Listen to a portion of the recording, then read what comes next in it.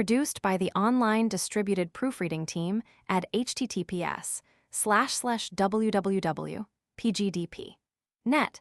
This file was produced from images generously made available by the Internet Archive. Alice in Wonderland, a dramatization of Lewis Carroll's Alice's Adventures in Wonderland and Through the Looking Glass, by Alice Gerstenberg, author of The Conscience of Sarah Platt, Unquenched Fire, A Little World, etc. Chicago A.C. M.C. Clerg & Co., 1915. Copyright A. C. McClurg & Co., 1915. Published December 1915. Rights to produce this play in all countries of the world are reserved by Alice Gerstenberg. W.F. Mail Printing Company, Chicago. This dramatic rendering of Alice in Wonderland by Alice Gerstenberg of Chicago was produced by the Players Producing Company of Chicago, Aline Barnstall and Arthur Bissell, at the Fine Arts Theater, Chicago, February 11, 1915. After a successful run, it opened at the Booth Theater, New York, March 23, 1915. The scenery and the costumes were designed by William Penhallow Henderson of Chicago. The music was written by Eric DeLamarter of Chicago. The advertising posters and cards were designed by Jerome Blum of Chicago. The illustrations of the characters of the play in this book were drawn by J. Allen St. John from photographs by Victor Jorg of Chicago. W.H. Gilmore staged the play with the following cast: Lewis Carroll, Frank Sterling, Alice, Vivian Taubin, Red Queen, Florence Leclerc, White Queen, Mary Servos, White Rabbit, Donald Gallagher, Humpty Dumpty, Alfred Donahoe, Griffon, Fred W. Permain, Mock Turtle, Jeffrey Stein, Mad Hatter, Jeffrey Stein, March, Hare, Fred W. Permain, Dormouse, J. Gunnies, Davis, Frog, Footman, Walter, Kingsford, Duchess, Kenyon, Bishop, Cheshire, Cat, Alfred Donahoe, King of Hearts, Frederick Annerly, Queen of Hearts, Winifred Hanley, Knave of Hearts, Foxhall, Dangerfield, Caterpillar. Walter Kingsford, 2 of Spades, Rule Pyatt, 5 of Spades, France Benson, 7 of Spades, John A. Rice. Alice in Wonderland. The scenes. Act 1. Scene 1, Alice's home. Scene 2, the room and the looking glass. Scene 3, the hall with doors. Scene 4, the seashore. Act 2. Scene the March Hare's garden. Act 3. Scene 1, the garden of flowers. Scene 2, the court of hearts. Scene 3, Alice's home. Miss Gerstenberg's manuscript called for costumes after the illustrations of John Tenniel, and scenery of the simple imaginative type, the new art in the theater. Alice in Wonderland. Alice in Wonderland. Act 1. Scene 1. Alice's home. Lewis Carroll is discovered playing chess. Golden-haired Alice in a little blue dress, a black kitten in her arms, stands watching him. Alice. That's a funny game, Uncle. What did you do then? Carroll. A red pawn took a white pawn, this way. You see, Alice, the chessboard is divided into 64 squares, red and white, and the white army tries to win and the red army tries to win. It's like a battle. Alice. With soldiers. Carroll. Yes, here are the kings and queens they're fighting for. That's the red queen, and here's the white queen. Alice. How funny they look. Carroll. See the crowns on their heads, and look at their big feet. Alice. It's a foot apiece, that's what it is. Do they hump along like this? Carroll. Here you're spoiling the game. I must keep them all in their right squares. Alice. I want to be a queen. Carroll. Here you are in your little stiff skirt. Alice. How do you do, Alice? Carroll. And now you're going to move here. Alice. Let me move myself. Carroll. When you have traveled all along the board this way and haven't been taken by the enemy, you may be a queen. Alice. Why do people always play with kings and queens? Mother has them in her playing cards too. Look. Alice goes to the mantel and takes a pack of playing cards from the ledge. Here's the king of hearts and here's his wife. She's the queen of hearts, isn't she? Cross-looking, wants to bite one's head off. You're playing against yourself, aren't you? Carroll. That's one way of keeping in practice, Alice. I have friends in the university who want to beat me. Alice. But if you play against yourself, I should think you'd want to cheat. Carroll. Does a nice little girl like you cheat when she plays against herself? Alice. Oh, I never do. I'd scold myself hard. I always pretend I'm two people too. It's lots of fun, isn't it? Sometimes when I'm all alone, I walk up to the looking glass and talk to the other Alice. She's so silly, that Alice. She can't do anything by herself. She just mocks me all the time. When I laugh, she laughs. When I point my finger at her, she points her finger at me. And when I stick my tongue out at her, she sticks her tongue out at me. Kitty has a twin too, haven't you, darling? Carroll. I'll have to write a book someday about Alice in Wonderland, child of the pure unclouded brow and dreaming eyes of wonder. Or Alice through the looking glass.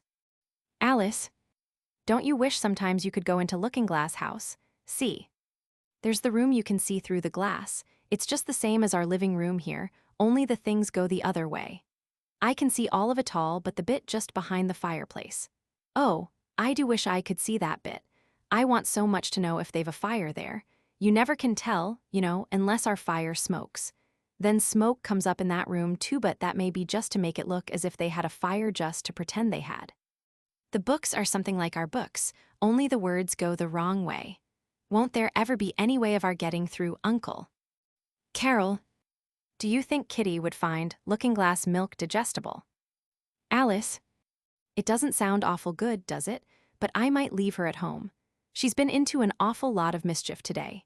She found Sister's knitting and chased the ball all over the garden where Sister was playing croquet with the neighbors. And I ran and ran after the naughty little thing until I was all out of breath and so tired. I am tired. Carroll, take a nap. Yes, you have time before tea.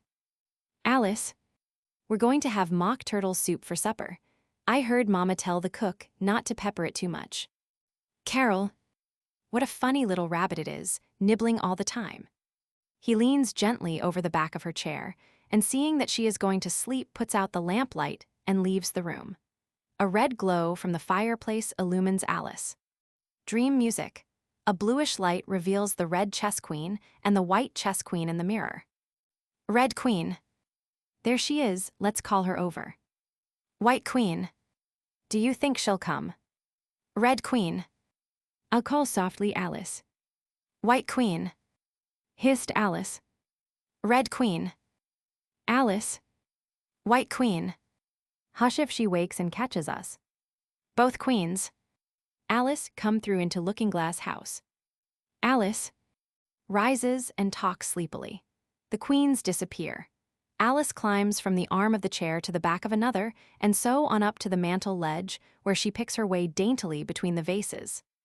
I don't know how I can get through. I've tried before, but the glass was hardened. I was afraid of cutting my fingers. Why it's soft like gauze, it's turning into a sort of mist. Why it's easy to get through. Why I'm going through. Scene 2 is a courtroom suggesting playing cards. The jurymen are all kinds of creatures. The king and queen of hearts are seated on the throne. The knave is before them in chains. The white rabbit has a trumpet in one hand and a scroll of parchment in the other. In the middle of the court stands a table with a large dish of tarts upon it. White rabbit. Silence in the court. Alice. What are they doing? They can't have anything to put down yet, before the trial's begun. Knave. They're putting down their names for fear they should forget them before the end of the trial. Alice. Stupid things. White rabbit. Silence in the court. Jurors. Stupid things. One juror.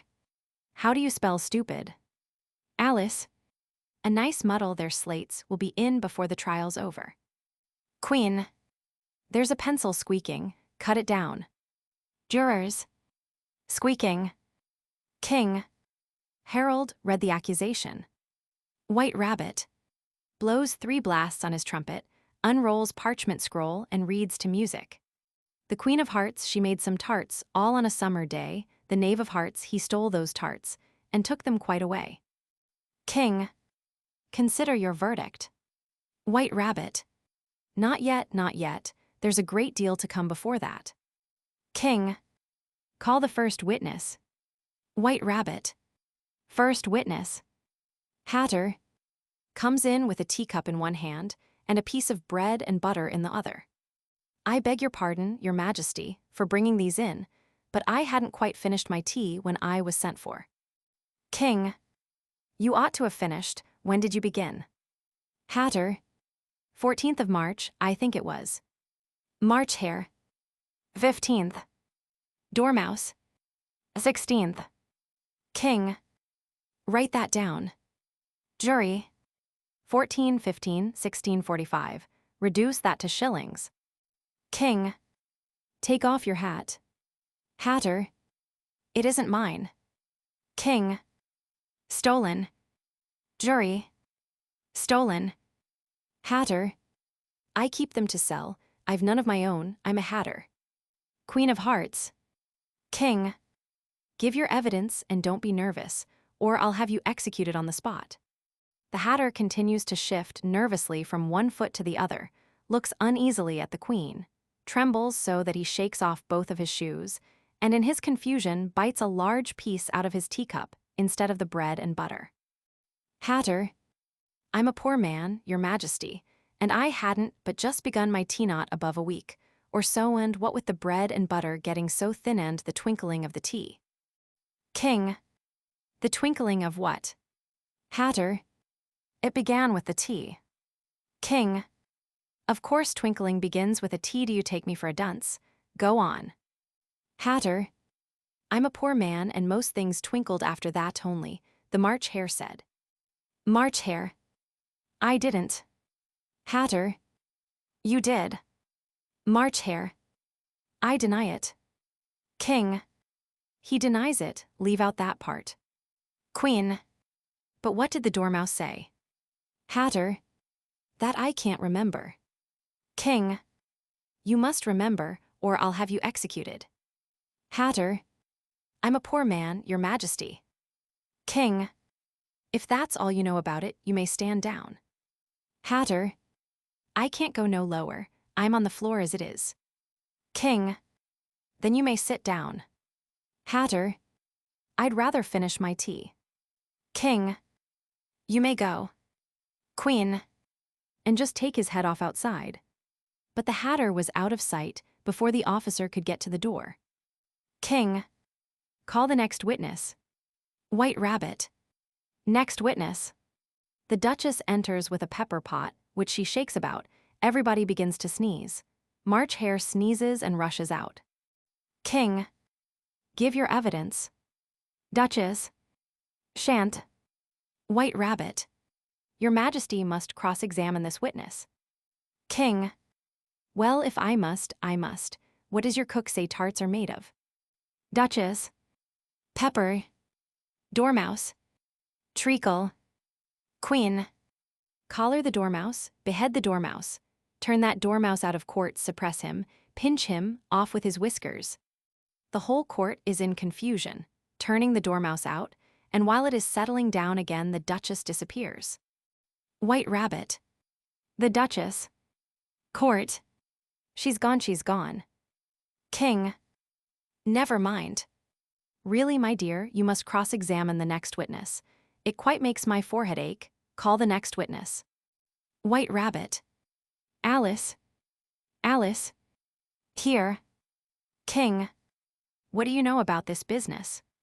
Alice. Nothing whatever. King. That's very important. White Rabbit. Unimportant, your Majesty means, of course. King. Unimportant, of course I meant. Important, unimportant, unimportant, important. Consider your verdict. White Rabbit. There's more evidence to come yet, please your Majesty. This paper has just been picked up. Queen. What's in it? White Rabbit. I haven't opened it yet, but it seems to be a letter, written by the prisoner to somebody. King. It must have been that unless it was written to nobody, which isn't usual, you know. Alice. Who is it directed to? White Rabbit. It isn't directed at all. In fact, there's nothing written on the outside. It isn't a letter at all, it's a set of verses. Queen. Are they in the prisoner's handwriting? White Rabbit. No, they're not, and that's the queerest thing about it. King. He must have imitated somebody else's hand. Knave. Please, your Majesty, I didn't write it and they can't prove I did. There's no name signed at the end. King. If you didn't sign it, that only makes the matter worse. You must have meant some mischief, or else you'd have signed your name like an honest man. Queen. That proves his guilt. Alice. It proves nothing of the sort. Why, you don't even know what they're about. King. Read them. White Rabbit. Where shall I begin, please your majesty? King. Begin at the beginning and go on till you come to the end, then stop. White Rabbit. They told me you had been to her, and mentioned me to him. She gave me a good character, but said I could not swim. I gave her one, they gave him two, you gave us 3 or more. They all returned from him to you, though they were mine before. My notion was that you had been, before she had this fit, an obstacle that came between him and ourselves and it. Don't let him know she liked him best, for this must ever be a secret, kept from all the rest between yourself and me. King. That's the most important piece of evidence we've heard yet, so now let the jury. Alice. If any one of them can explain it, I'll give him 6pence. I don't believe there's an atom of meaning in it. Jury. She doesn't believe there's an atom of meaning in it. King. If there's no meaning in it, that saves a world of trouble, you know, as we needn't try to find any. And yet I don't know. I seem to see some meaning after all. Said I could not swim. You can't swim, can you? Knave. Do I look like it? King. All right so far. We know it to be true. That's the jury, of course. I gave her one, they gave him 2. Why, that must be what he did with the tarts, you know. Scene 3. When the curtain rises, one sees nothing but odd black lanterns with orange lights, hanging, presumably, from the sky. The scene lights up slowly, revealing Alice seated on 2 large cushions. She has been dropped behind by the White Queen and is dazed to find herself in a strange hall with many peculiar doors and knobs too high to reach. Alice. Oh, my head, where am I? Oh dear, oh dear. She staggers up and to her amazement finds herself smaller than the table. I've never been smaller than any table before. I've always been able to reach the knobs. What a curious feeling. Oh, I'm shrinking. It's the fan, the gloves. She throws them away, feels her head, and measures herself against table and doors. Oh, saved in time, but I never. White Rabbit. Oh, my fan and gloves, where am I? Alice. Oh, Mr. Rabbit, please help me out. I want to go home. I want to go home. White Rabbit. Oh, the Duchess. Oh, my fur and whiskers. She'll get me executed as sure as ferrets are ferrets. Oh, you have them. Alice. I'm sorry you dropped them, you know. White Rabbit. She'll chop off your head. Alice. If you please, sir, where am I? Won't you please tell me how to get out? I want to get out. White Rabbit. Oh, my ears and whiskers, how late it's getting. A trapdoor gives way and Rabbit disappears. Alice dashes after only in time to have the trapdoor bang in her face. Alice. It's a rabbit hole. I'm small enough to fit it too. If I shrink any more, it might end in my going out altogether like a candle. I wonder what I would be like then. What does the flame of a candle look like after the candle is blown out? I've never seen such a thing. Humpty Dumpty. Don't stand chattering to yourself like that, but tell me your name and your business. Alice. My name is Alice, but... Humpty Dumpty. It's a stupid name enough. What does it mean? Alice. Must a name mean something? Humpty Dumpty. Of course it must. My name means the shape I am, and a good, handsome shape it is, too. With a name like yours, you might be any shape almost. Alice. You're Humpty Dumpty, just like an egg. Humpty Dumpty. It's very provoking to be called an egg, very. Alice. I said you looked like an egg, sir, and some eggs are very pretty, you know. Humpty Dumpty. Some people have no more sense than a baby. Alice. Why do you sit here all alone? Humpty Dumpty. Why, because there's nobody with me. Did you think I didn't know the answer to that? Ask another. Alice. Don't you think you'd be safer down on the ground? That wall's so very narrow. Humpty Dumpty. What tremendously easy riddles you ask. Of course I don't think so. Take a good look at me. I'm one that has spoken to a king, I am. To show you I'm not proud, you may shake hands with me. He leans forward to offer Alice his hand, but she is too small to reach it. However, this conversation is going on a little too fast.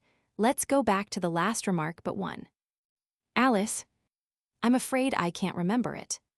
Humpty Dumpty. In that case, we start fresh, and it's my turn to choose a subject. Alice, you talk about it just as if it were a game. Humpty Dumpty. So here's a question for you. How old did you say you were? Alice, 7 years and 6 months. Humpty Dumpty. Wrong, you never said a word about it. Now if you'd asked my advice, I'd have said, leave off at 7 but. Alice, I never ask advice about growing. Humpty Dumpty. Too proud. Alice, what a beautiful belt you've got on. At least, a beautiful cravat. I should have said no, a belt, I mean I beg your pardon. If only I knew which was neck and which was waist. Humpty Dumpty. It is a most provoking thing, when a person doesn't know a cravat from a belt. Alice, I know it's very ignorant of me. Humpty Dumpty. It's a cravat, child, and a beautiful one, as you say. There's glory for you. Alice, I don't know what you mean by glory. Humpty Dumpty. When I use a word, it means just what I choose it to mean, neither more nor less. Alice, the question is whether you can make words mean different things. Humpty Dumpty. The question is which is to be master, that's all. Impenetrability, that's what I say. Alice, would you tell me, please, what that means? Humpty Dumpty.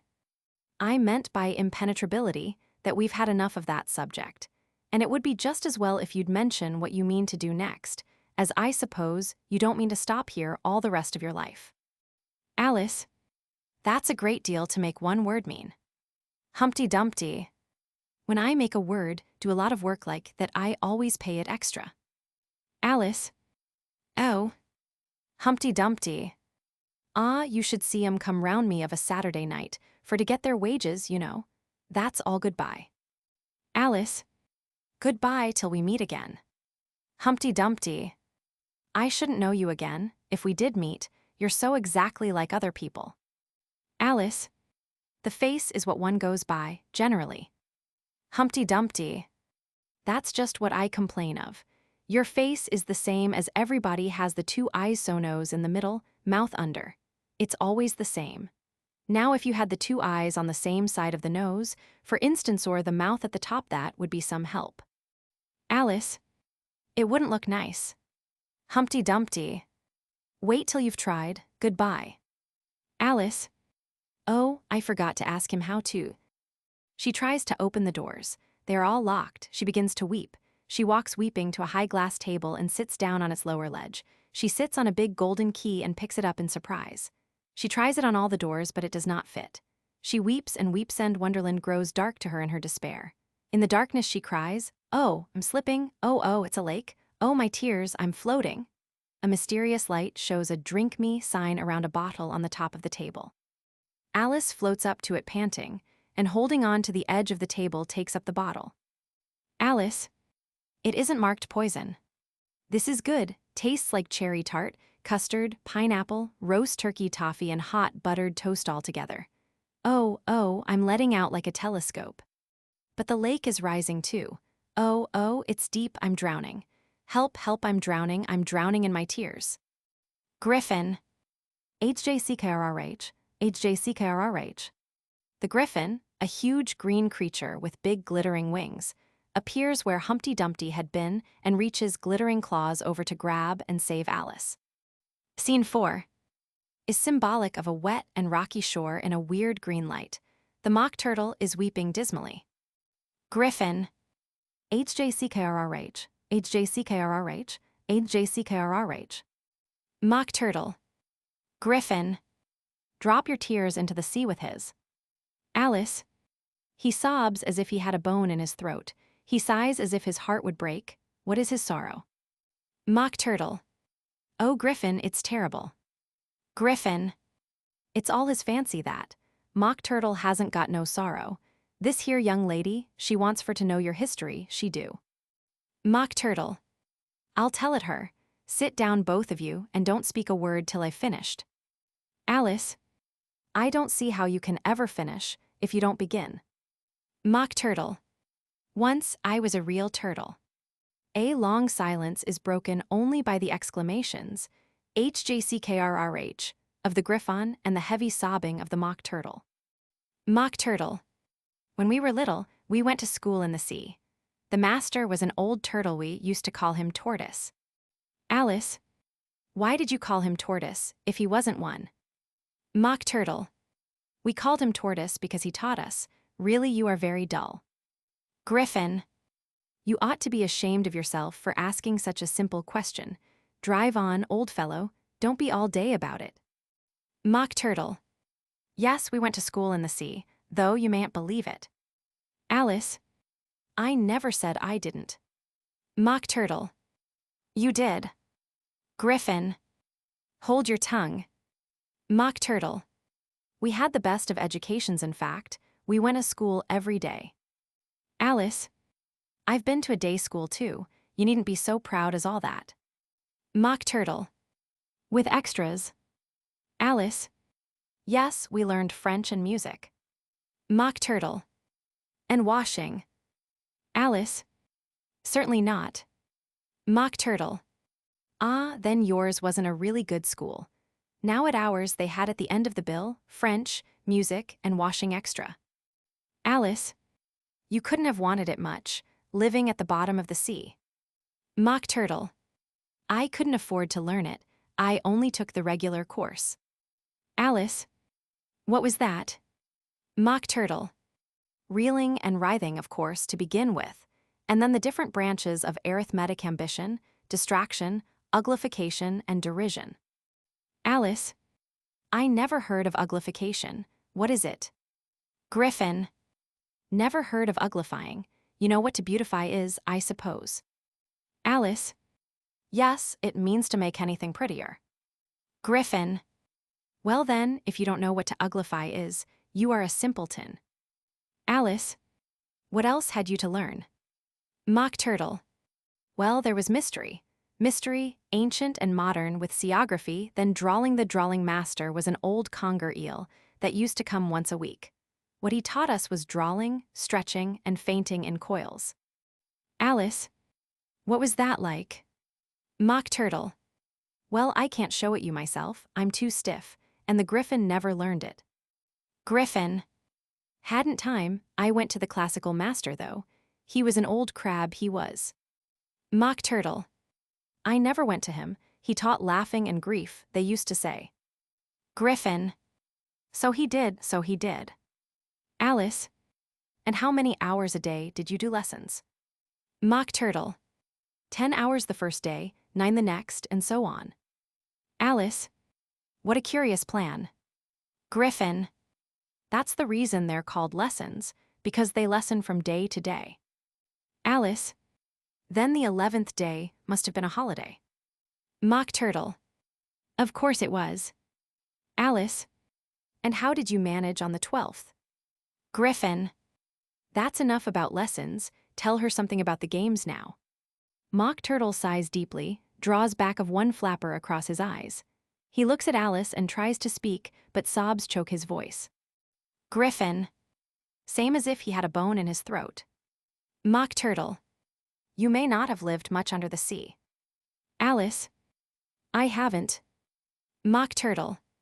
And perhaps you were never even introduced to a lobster. Alice.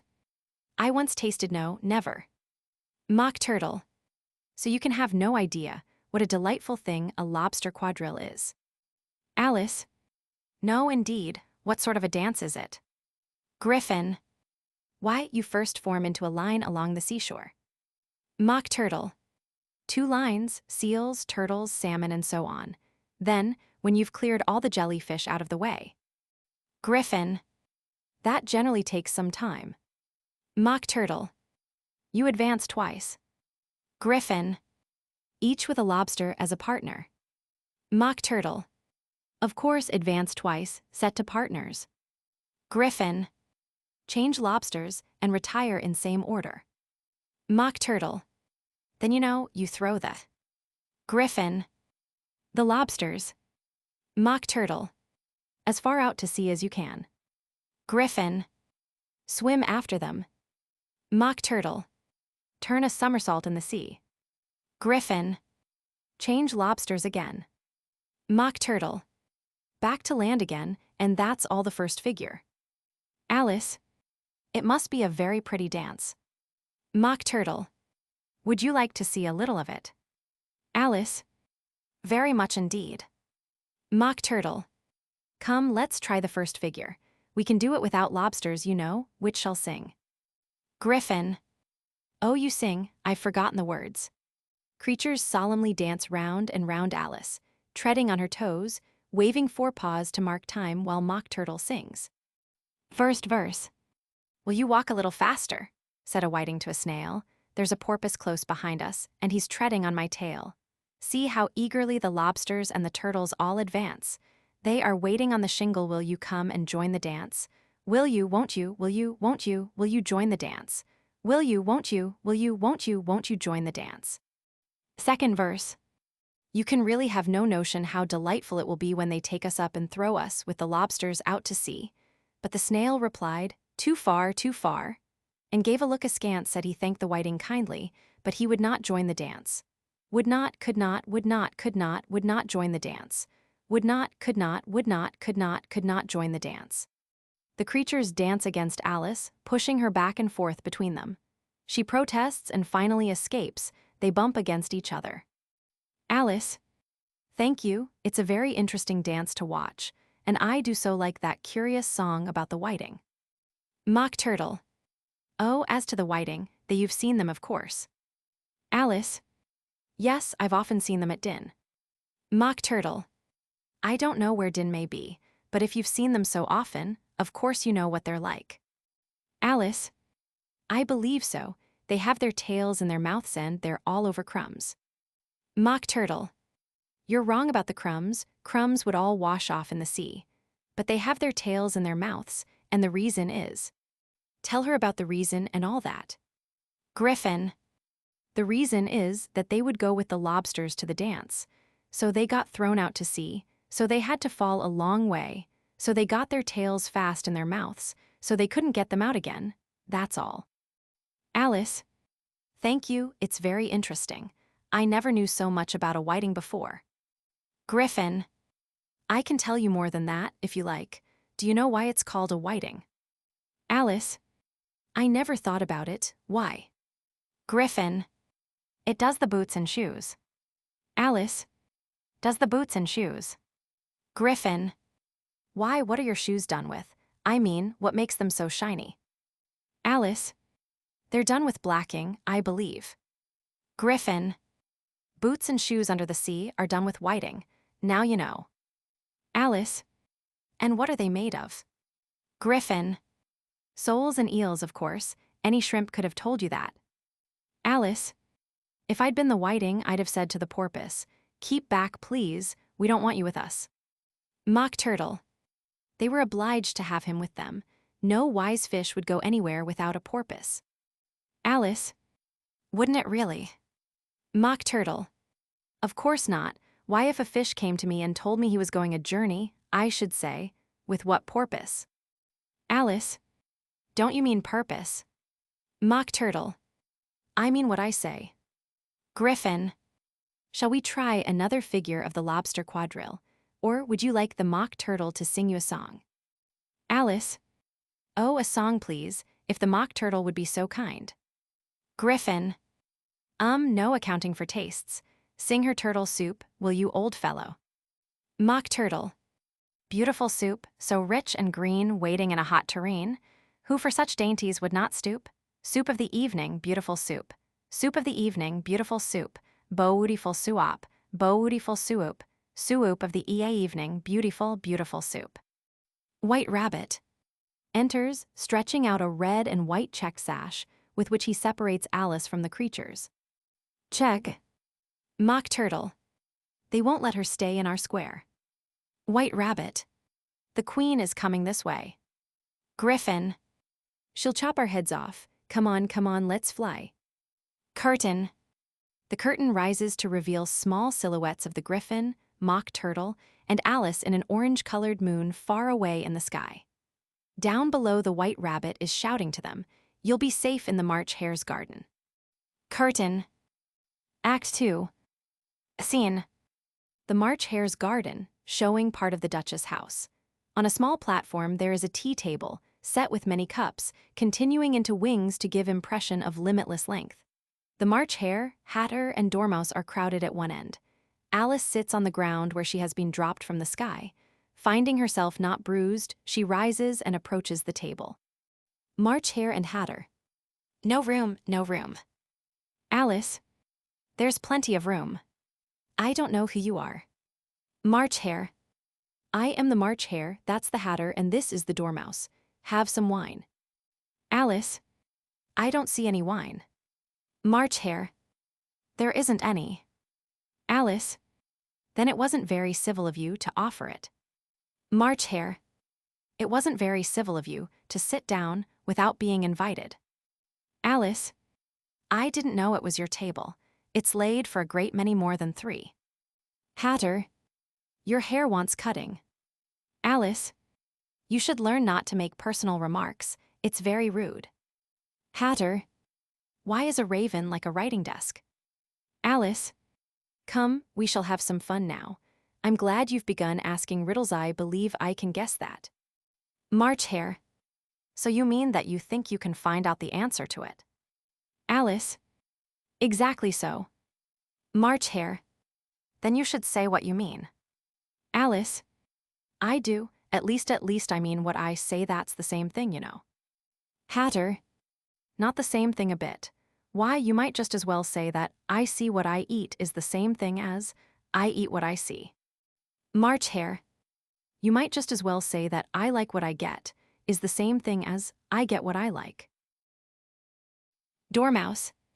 "You might just as well say that I breathe when I sleep is the same thing as I sleep when I breathe." Hatter. "It is the same thing with you." Takes out his watch, looks at it uneasily, shakes it, holds it to his ear. "What day of the month is it?" Alice. "The 4th. Hatter. 2 days wrong. I told you butter wouldn't suit the works." March Hare.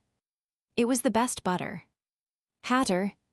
"Yes, but some crumbs must have got in as well. You shouldn't have put it in with the bread knife." March Hare. Takes the watch, looks at it gloomily, dips it into his cup of tea and looks at it again, but doesn't know what else to say. "It was the best butter, you know." Alice. "What a funny watch. It tells the day of the month and doesn't tell what o'clock it is." Hatter. "Why should it? Does your watch tell you what year it is?" Alice. "Of course not, but that's because it stays the same year for such a long time together." Hatter. "Which is just the case with mine." Alice. "I don't quite understand you. What you said had no sort of meaning in it, and yet it was certainly English." Hatter. "The Dormouse is asleep again." Dormouse. Of course, just what I was going to remark myself." Hatter. "Have you guessed the riddle yet?" Alice. "No, I give it up. What's the answer?" Hatter. "I haven't the slightest idea." March Hare. "Nor I." Alice. "I think you might do something better with the time than wasting it in asking riddles that have no answers." Hatter. "If you knew time as well as I do, you wouldn't talk about wasting it. It's him." Alice. "I don't know what you mean." Hatter. "Of course you don't. I dare say you never even spoke to time." Alice. "Perhaps not, but I know I have to beat time when I learn music." Hatter. "Ah, that accounts for it. He won't stand beating. Now, if you only kept on good terms with him, he'd do almost anything you liked with the clock. For instance, suppose it were 9 o'clock in the morning, just time to begin lessons. You'd only have to whisper a hint to time, and round goes the clock in a twinkling. 1:30, time for dinner." March Hare. "I only wish it was." Alice. "That would be grand, certainly, but then I shouldn't be hungry for it, you know." Hatter. "Not at first, perhaps, but you could keep it to 1:30 as long as you liked." Alice.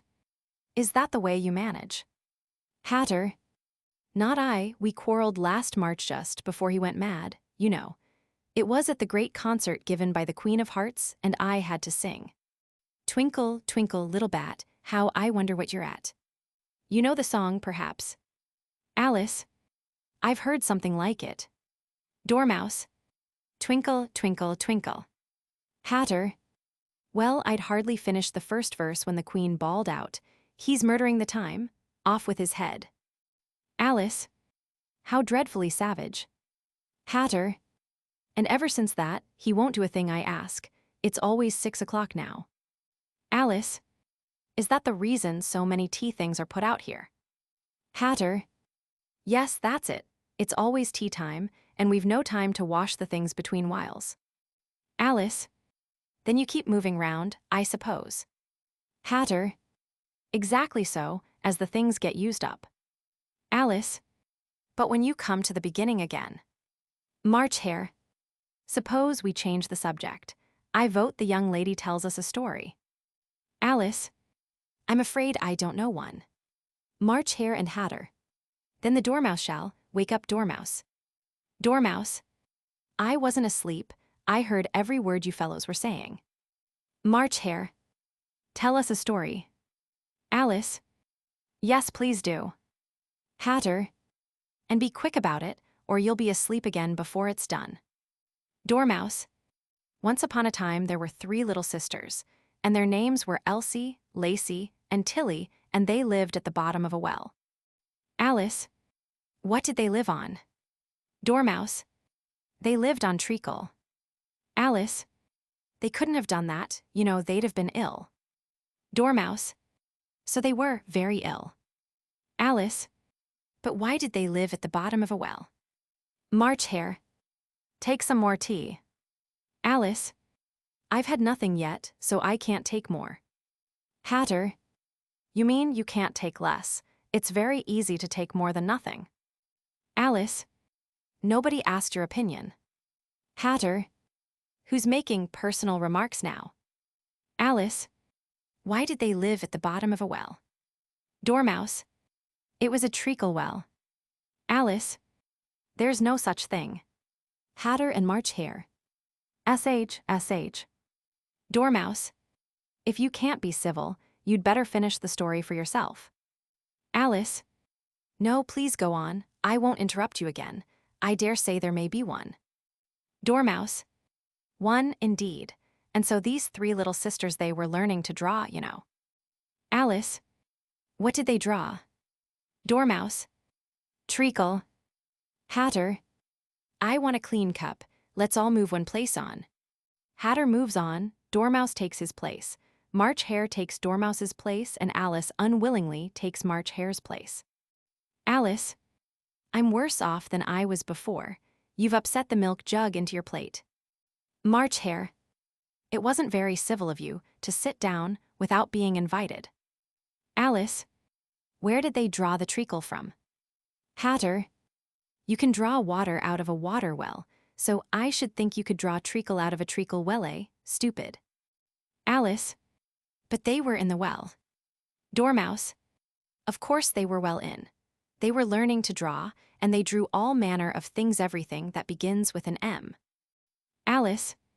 Why with an M? March Hare. Why not? Dormouse. That begins with an M, such as mousetraps, and the moon and memory and muchness. You know, you say things are much of a muchness. Did you ever see such a thing as a drawing of a muchness? Hatter. Did you? Alice. Really, now you ask me, I don't think. Hatter. Then you shouldn't talk. March Hare. No. Alice. You are very rude. It's the stupidest tea party I ever was at in all my life. White Rabbit enters carrying a huge envelope with a seal and crown on it. March Hare and Hatter. No room, no room. Rabbit pays no attention to them, but goes to the house and raps loudly. A footman in livery with a round face and large eyes like a frog and powdered hair opens the door. White Rabbit. For the Duchess, an invitation from the Queen to play croquet. Frog. From the Queen, an invitation for the Duchess to play croquet. March Hare and Hatter. No room, no rooms, no room. The frog disappears into the house but leaves the door open. There is a terrible din and many saucepans fly out. March Hare. She's at it again. Hatter. It's perfectly disgusting. March Hare. Let's move on. The platform moves off with table, chairs, March Hare, Hatter, and Dormouse. Meanwhile, the frog has come out again and is sitting near the closed door, staring stupidly at the sky. Alice goes to the door timidly and knocks. Frog. There's no sort of use in knocking, and that for 2 reasons. First, because I'm on the same side of the door as you are. Secondly, because they're making such a noise inside, no one could possibly hear you. Alice. Please then, how am I to get in? Frog. There might be some sense in your knocking if we had the door between us. For instance, if you were inside, you might knock, and I could let you out, you know. Alice. How am I to get in? Frog. I shall sit here till tomorrow. The door opens, and a large plate skims out straight at the frog's head. It grazes his nose and breaks into pieces. Or next day, maybe. Alice.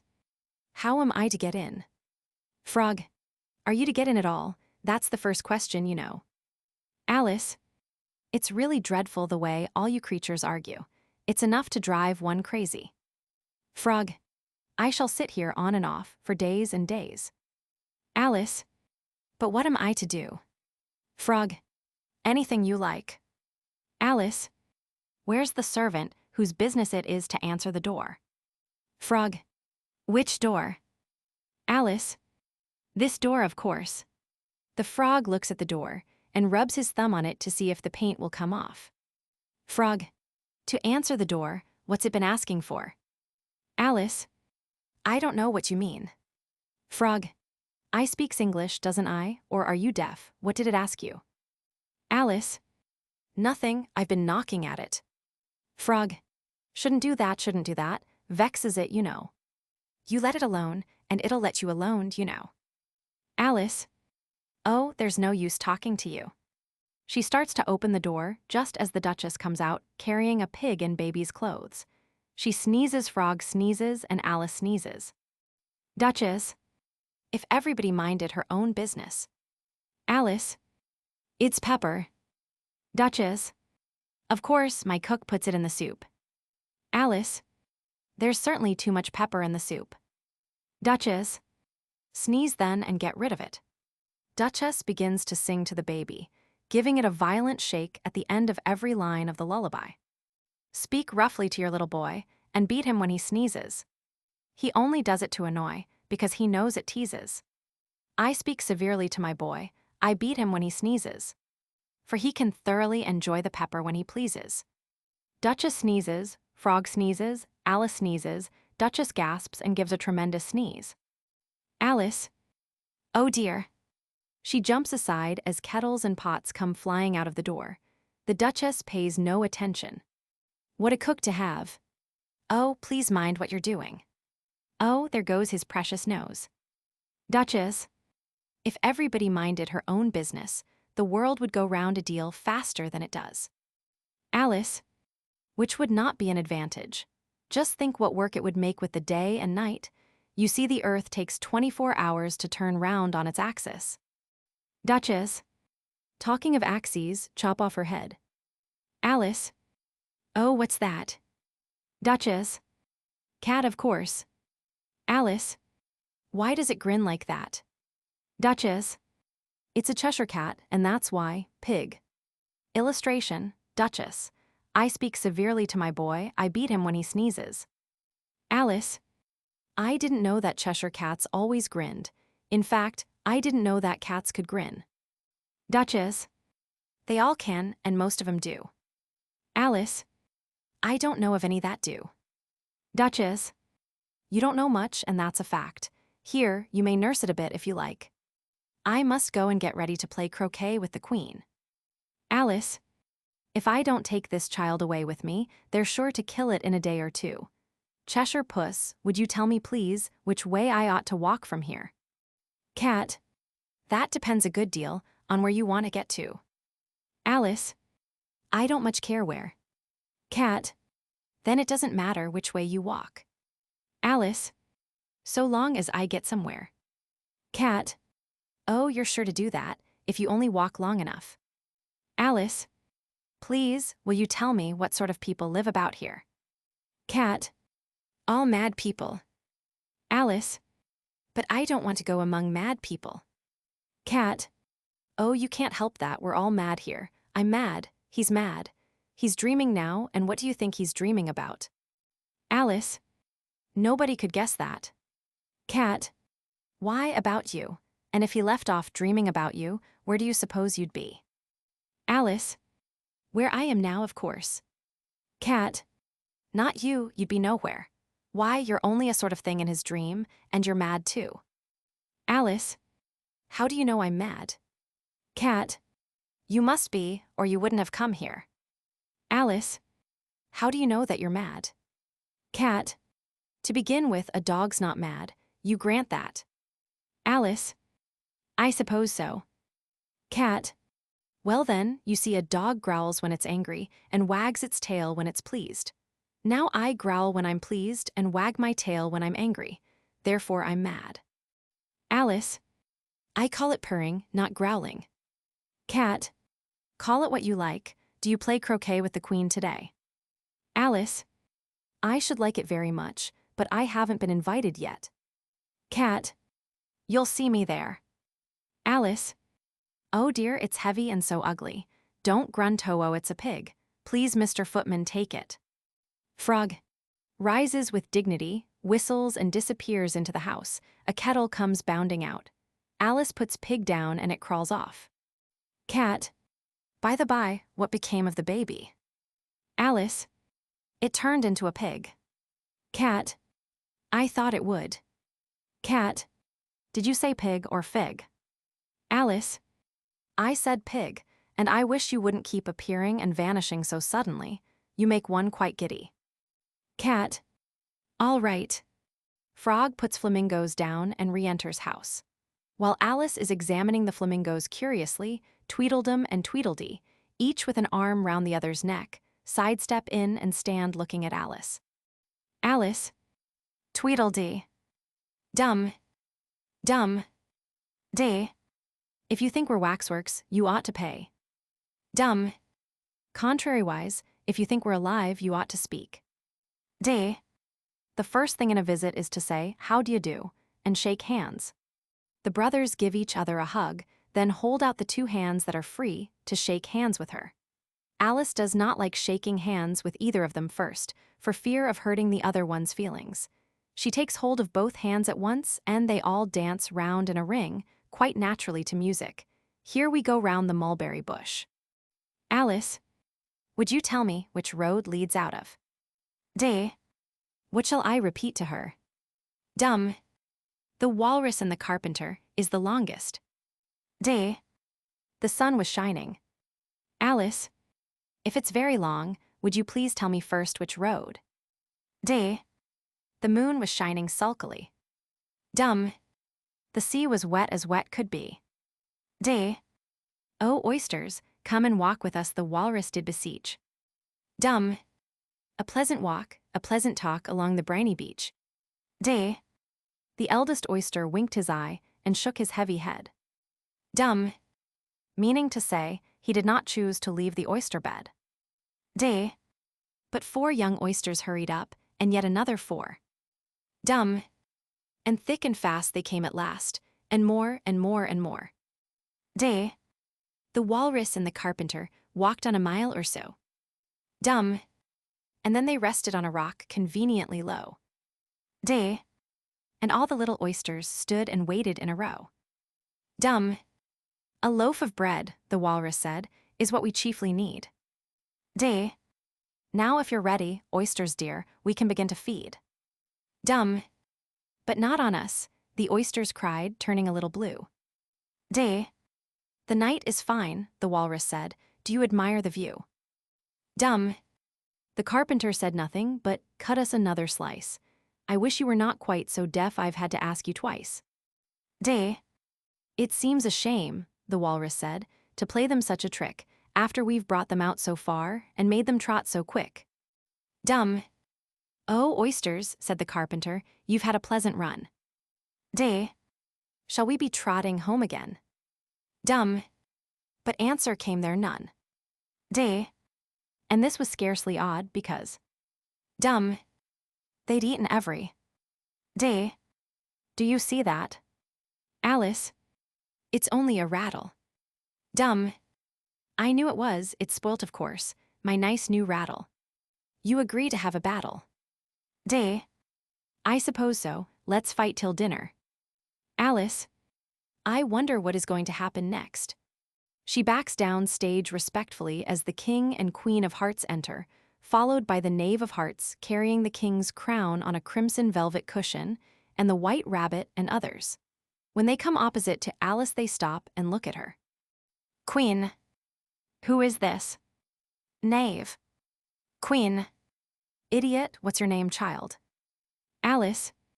My name is Alice, so please your majesty. Queen. Off with her head, off. Alice. Nonsense. King. Consider, my dear, she is only a child. Queen. Can you play croquet? Alice. Yes. Queen. Come on then, get to your places. Where are the mallets? Duchess. Here. Queen. Off with his head. Knave. What fun. Alice. What is the fun? Knave. Why it's all her fancy that, they never execute anyone. Alice. What does one do? Queen. Get to your places. She takes a flamingo, uses its neck as a mallet and a hedgehog as a ball. The frog doubles himself into an arch. The king does the same with the followers, and the knave offers himself as an arch for Alice.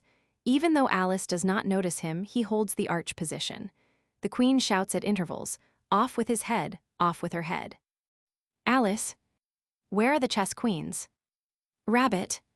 Under sentence of execution. Alice. What for? Rabbit. Did you say, what a pity?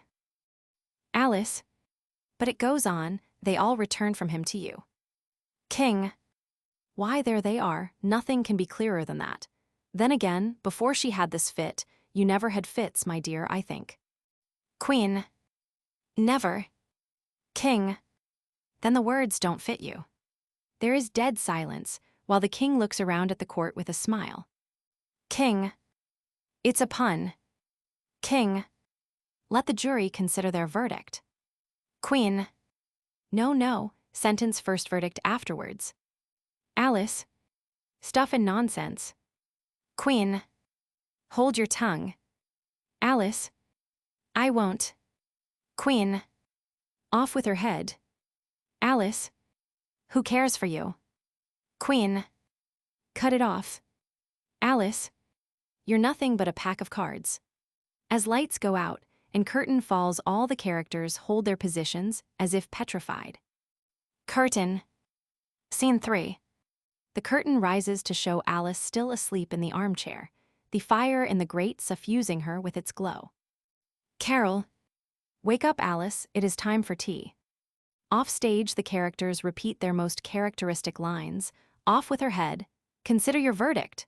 Oh, my fur and whiskers. The Duchess sneezes, the cat cries, as if the characters were fading away into the pack of real playing cards which shower through the mirror all over Alice. There is music. Alice. Why, it was a dream. Curtain. End of project Gutenberg's Alice in Wonderland by Alice Gerstenberg. Act 3. Scene 1. Is a garden of high, very conventional and artificial-looking flowers. On a large mushroom sits the caterpillar smoking a hookah. Alice is whirling about trying to get her equilibrium after her fall. She goes to the mushroom timidly and, conscious of her size, for her chin reaches the top of the mushroom, she gazes at the caterpillar wonderingly. He looks at her lazily and speaks in a languid voice. Caterpillar. Who are you? Alice.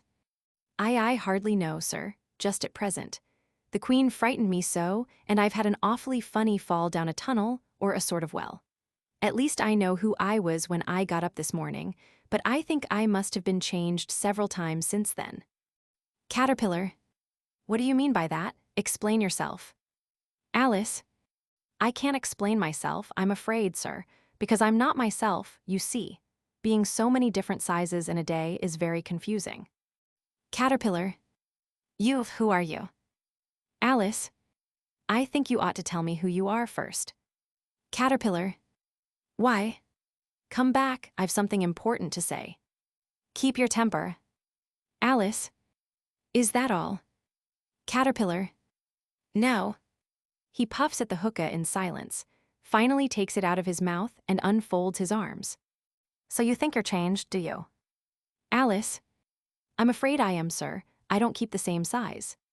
Caterpillar, what size do you want to be? Alice, I don't know. At least I've never been so small as a caterpillar. Caterpillar, it is a very good height indeed. Alice, but I'm not used to it. I wish you wouldn't all be so easily offended. Caterpillar, you'll get used to it in time. Alice, are you too big or am I too small? Caterpillar, looks at her sleepily, yawns, shakes himself, slides down from the mushroom and crawls slowly away. One side will make you grow taller, and the other side will make you grow shorter. Alice, one side of what, the other side of what? Caterpillar, of the mushroom. 3 gardeners representing spades enter, carrying brushes and red paint cans. 2 Spot, look out now, 5, don't go splashing paint over me like that. 5 Spot, I couldn't help it, 7 jogged my elbow. 7 Spot, that's right, 5, always lay the blame on others. 5 Spot, you'd better not talk. I heard the Queen say only yesterday you deserve to be beheaded. 2 Spot, what for? 7 Spot, that's none of your business, too. 5 Spot, yes, it is his business, and I'll tell him. It was for bringing the cooked tulip roots instead of onions. 7 Spot, well, of all the unjust things. Alice, could you please tell me what side to eat? 2 Spot, I don't know anything about it. You ought to have been read, we put you in by mistake, and if the Queen was to find it out, we should all have our heads cut off. Alice, what's that? 5 Spot, the White Chess Queen. 7 Spot, don't let her see what we are doing. 2 Spot, she'll tell on us. 7 Spot, run out and stop her from coming here. 5 Spot, no, the other way. Alice, but she's off there. 2 Spot, you can only meet her by walking the other way. Alice, oh, what nonsense. All the gardeners, go the other way. Alice, she's running away from me. The White Queen backs in from right and Alice backs in from left. They meet. The gardeners cry the Queen and throw themselves flat upon the ground. Their backs are like the backs of the rest of the pack. Music stops. Alice looks at the Queen curiously. Alice, oh, there you are. Why, I'm just the size I was when I saw you last. White Queen, of course you are, and who are these?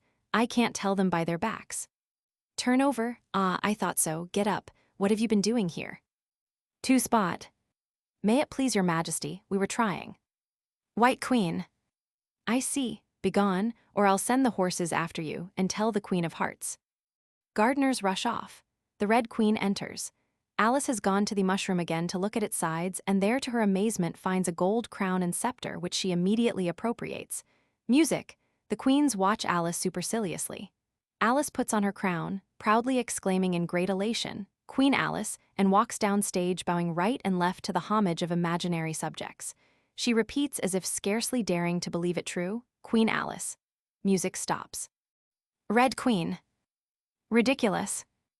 Alice, isn't this the 8th square? Red Queen. You can't be a queen, you know, till you've passed the proper examination. White Queen. The sooner we begin it, the better. Alice, please, would you tell me? Red Queen. Speak when you're spoken to. Alice, but if everybody obeyed that rule, and if you only spoke when you were spoken to, and the other person always waited for you to begin, you see nobody would ever say anything, so that. Red Queen. Preposterous. Alice, I only said if. Red Queen. She says she only said if. White Queen. But she said a great deal more than that. Ah, yes, so much more than that. Red Queen. So you did, you know. Always speak the truth, think before you speak and write it down afterwards. Alice. I'm sure I didn't mean. Red Queen. That's just what I complained of. You should have meant. What do you suppose is the use of a child without any meaning? Even a joke should have some meaning, and a child's more important than a joke, I hope. You couldn't deny that, even if you tried with both hands. Alice. I don't deny things with my hands. Red Queen. Nobody said you did. I said you couldn't if you tried. White Queen. She's in that state of mind, that she wants to deny something only she doesn't know what to deny. Red Queen. A nasty, vicious temper. I invite you to Alice's dinner party this afternoon. White Queen. And I invite you. Alice. I didn't know I was to have a party at all, but if there is to be one, I think I ought to invite the guests. Red Queen. We gave you the opportunity of doing it, but I dare say you've not had many lessons in manners yet. Alice. Manners are not taught in lessons. Lessons teach you to do sums and things of that sort. White Queen. Can you do addition? What's 1 and 1 and 1 and 1 and 1 and 1 and 1 and 1 and 1 and 1? Alice. I don't know, I lost count. Red Queen. She can't do addition. Can you do subtraction? Take 9 from 8. Alice. 9 from 8 I can't, you know, but. White Queen. She can't do subtraction. Can you do division? Divide a loaf by a knife. What's the answer to that? Alice. I suppose. Red Queen. Bread and butter, of course. Try another subtraction sum. Take a bone from a dog, what remains? Alice. The bone wouldn't remain, of course. If I took a 10, the dog wouldn't remain. It would come to bite me, and I'm sure I shouldn't remain. Red Queen. Then you think nothing would remain. Alice. I think that's the answer. Red Queen. Wrong as usual. The dog's temper would remain. Alice. But I don't see how. Red Queen. Why, look here, the dog would lose its temper, wouldn't it? Alice. Perhaps it would. Red Queen. Then if the dog went away, its temper would remain. Alice. They might go different ways. What dreadful nonsense we are talking. Both queens. She can't do sums a bit. Alice. Can you do sums? White Queen. I can do addition, if you give me time, but I can't do subtraction under any circumstances. Red Queen. Of course you know you're a BC. Alice. To be sure I do. White Queen. So do I. We'll often say it over together, dear, and I'll tell you a secret. I can read words of one letter. Isn't that grand? However, don't be discouraged. You'll come to it in time. Red Queen. Can you answer useful questions? How is bread made? Alice. I know that. You take some flour. White Queen. Where do you pick the flour? In a garden or in the hedges? Alice. Well, it isn't picked at all. It's ground. White Queen. How many acres of ground? You mustn't leave out so many things. Red Queen. Fan her head. She'll be feverish after so much thinking. Alice. Please, please. Red Queen. She's all right again now. Do you know languages? What's the French for fiddle-de-dee? Alice. Fiddle-de-dee's not English. Red Queen. Who ever said it was? Alice. If you tell me what language fiddle-de-dee is, I'll tell you the French for it. Red Queen. Queens never make bargains. Alice. I wish queens never asked questions. White Queen. Don't let us quarrel. What is the cause of lightning? Alice. The cause of lightning is the thunder. No, no, I meant the other way. Red Queen. It's too late to correct it. When you've once said a thing, that fixes it, and you must take the consequences. White Queen. We had such a thunderstorm next Tuesday, you can't think. Red Queen. She never could, you know. White Queen. Part of the roof came off, and ever so much thunder got in and it went rolling round the room in great lumps and, knocking over the tables, and things till I was so frightened. I couldn't remember my own name. Alice, I never should try to remember my name in the middle of an accident. Where would be the use of it? Red Queen. You must excuse her. She means well, but she can't help saying foolish things as a general rule. She never was really well brought up, but it's amazing how good-tempered she is. Pat her on the head and see how pleased she'll be. A little kindness and putting her hair in papers would do wonders with her. White Queen. I am so sleepy. Red Queen. She's tired, poor thing. Smooth her hair, lend her your nightcap and sing her a soothing lullaby. Alice. I haven't got a nightcap with me, and I don't know any soothing lullabies. Red Queen. I must do it myself then. Hush-a-bye, lady, in Alice's lap. Till the feast's ready, we've time for a nap. When the feast's over, we'll go to the ball. Red Queen and White Queen and Alice and all. And now you know the words. Just sing it through to me. I'm getting sleepy too. Alice. What am I to do? Take care of two queens asleep at once. Do wake up, you heavy things.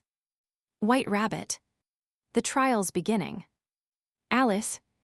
What trial is it? White Rabbit. Who stole the tarts? Alice. I ate a tart. White Rabbit. You've got to be tried. Alice. I don't want to be tried. White Rabbit. You've got to be tried. Alice. I won't be tried, I won't.